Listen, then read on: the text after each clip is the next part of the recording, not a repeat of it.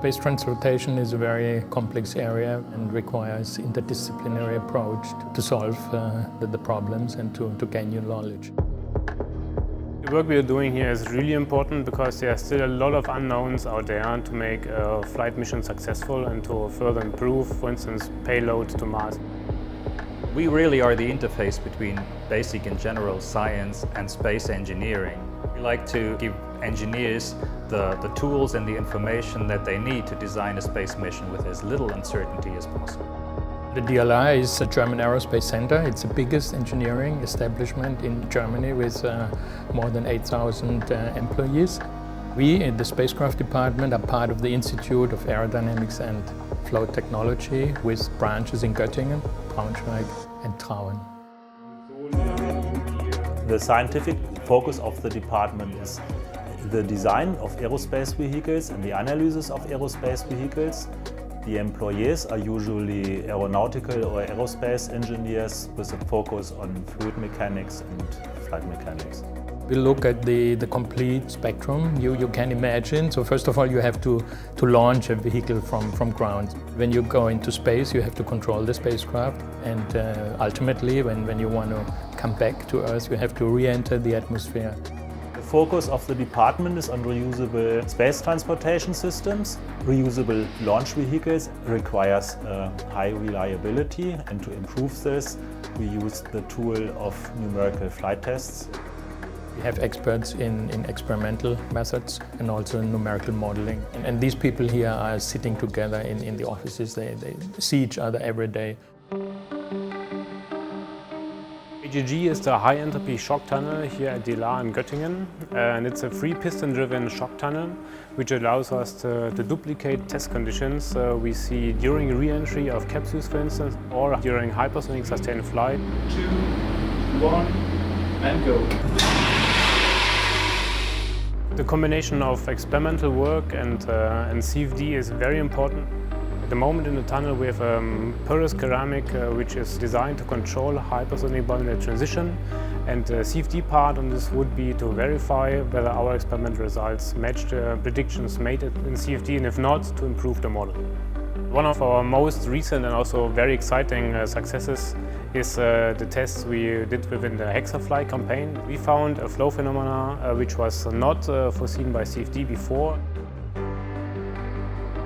STG-CT is our test facility in which we can study the free expansion of a thruster plume emerging from a chemical thruster.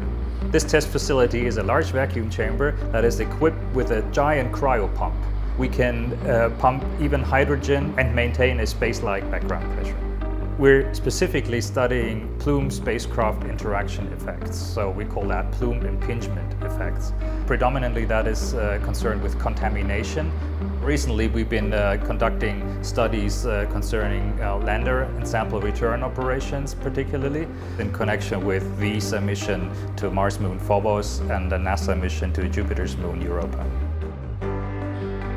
This is the DLR high vacuum plume test facility for electrical thrusters, where we qualify actual space hardware for our customers.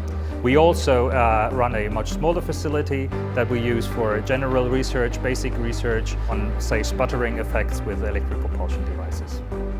As space missions last a long time, on the order of 10 to 15, maybe even 20 years, we need to make sure that these continuously operating electric thrusters really survive during that period.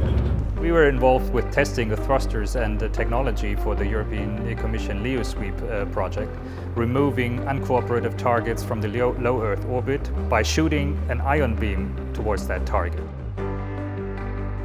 Here we are at the hybrid rocket engine test facility. Here we can test hybrid rocket engines with an oxidizer mass flow up to 8 kilograms per second for a time of up to 30 seconds. In recent years we have achieved a complete or nearly complete fuel consumption, and therefore we have increased the efficiency of the engines. Zündung. For the design of our hybrid rocket engines, we use our software ARES. We need numerical simulation results so we can calculate some complex phenomena like particle combustion. We Numerical aerodynamics is really important for spacecraft design because it allows us to look at the conditions we encounter for a space vehicle before we actually build it. So we use this to design the vehicle, we use it as input for thermal and mechanical loads. Because it's such a combined process, because the mechanical loads, the thermal loads, the subsystems, they all operate together, that you can't really decouple them. It would be really, really interesting if you have a model that can show how all these things interact. Really, the ultimate goal is to develop a virtual spacecraft, to fly the spacecraft before it's really built. To develop a virtual spacecraft, we need a lot of areas. The flow part, structural solver, then you have a flight mechanics solver, then atmospheric models, wind models, as well as gravitational models. And all of them come together to one big process. Depending on the computational power we have now available in our cluster, we are very near to a virtual spacecraft. Fortunately, the DLR has a high-performance cluster which has about 140,000 cores. Once we are able to model a complete virtual spacecraft, we are able to significantly increase the reliability of future system. Space transportation is very expensive, and this significantly reduces the risk. We try to find the way into the future. What is the most suitable configuration and how should it be launched and land in order to accomplish our missions in Europe? It's rocket science, right? It's very hard to find another place where you can look at problems involving combustion, space propulsion that could have a bigger impact in the long run.